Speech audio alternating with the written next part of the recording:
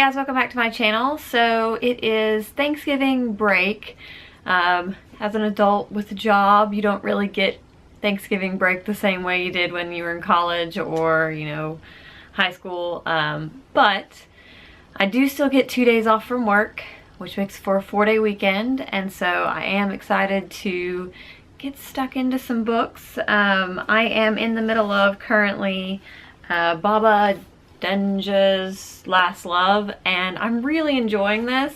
I've been reading it off and on in little bits. I've read some of this at work because it's got shorter chapters, or shorter kind of paragraph, I don't even know, they're not chapters, it's got like breaks in the page breaks. And it has been really fun to read this. It's about a woman who moves back to her, basically, I guess it's her hometown or where she lived prior to a nuclear meltdown. So it's kind of like Chernobyl, and it is set in the Ukraine, I believe, kind of right along the German border maybe. I know it talks about how her daughter's in Germany and she is in the Ukraine. I think so. It's set kind of in that area of Europe though. And I am really enjoying this, and I am excited to pick up additional things by this author. I actually put one of her books on my Christmas list, so I'm looking forward to that. The other book, I am listening to The Glass Castle by Jeanette Walls. This is a little traumatizing. Like, if you are not okay with foul language, do not pick up this book, and certainly don't pick up the audiobook, because foul language said the way that basically it was spoken to her or to her mom, and it's just like, I don't even know. I was not expecting that. I don't know what I expected going into this book. This was recommended to me in my BookTuber Recommends project, and a lot of people really love it. Every time I update on Twitter with my like Goodreads what page I'm on, someone responds and tells me how much they love this book, or that it made them sad or was heartbreaking, things like that. So I'm not really sure what to expect. I think it's really well written, and it does a great job of really drawing you into the story. It is a memoir, so it is a true story about Jeanette Walls' life. But it's also really hard to stomach at times, because it's just like, how did her parents get away with the way they treated their children and just the way they lived their lives? And it's just so far from my personal experience that it's fascinating, but also just, it makes me a little heartsick so far. So I don't know, I'm enjoying it. I'm listening to the audiobook, but it is rough. And then I am also listening to, well, I've been reading the ebook of My Life in Middlemarch by Rebecca Mead, which for some reason I had in my head was written by an alum of my university, which is totally not the case. I was looking something up about it, and I realized that I had somehow gotten that misconception in my head.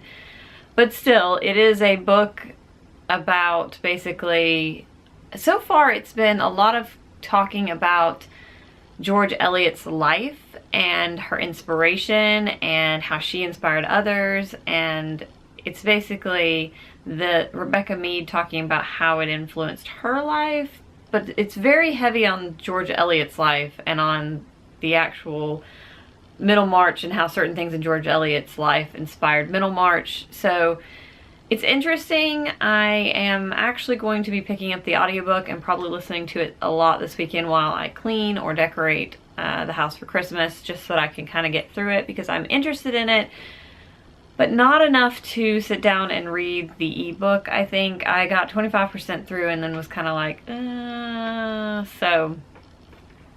But I am getting through some of my nonfiction, which is great. So as far as physical books, non-audiobooks that I want to pick up this weekend, I have no doubt that I'm going to finish this one by the end of the weekend, because it is very short. So I have 2 books that I want to pick up. The first one is the 9th book in the Animorphs series. This one is called The Secret, and it is a Cassie narrated book. I just want to continue on with this. I'd really like to get through at least the first 10 books before the end of the year, so this one and one more. So these are really short and I tear through them in a couple of days, so I will probably pick this up this weekend. And then the last one is one that I have been meaning to pick up. I pre-ordered it and yet somehow have still not started it. Yeah, so I know that this is a book that I am never going to take out of the house with me because it's massive. So I do like to just read these at home on the couch, and I think I'm just going to have to set aside some time to get into this and read. It goes really fast, but at the same time I don't want to read it all in one sitting or anything like that, so I'm going to try to get into this this weekend so that I can get it finished up probably before December, because I'm excited about it. But yeah, I'm going to definitely be trying to get some Christmas decorations up because I love to have them up as long as possible and to enjoy them. We're not actually going to get our tree until the 5th, which I hate because I want it up the day after Thanksgiving, but my husband is Catholic and one of his family traditions is to leave the tree up until Three Kings Day or the Epiphany.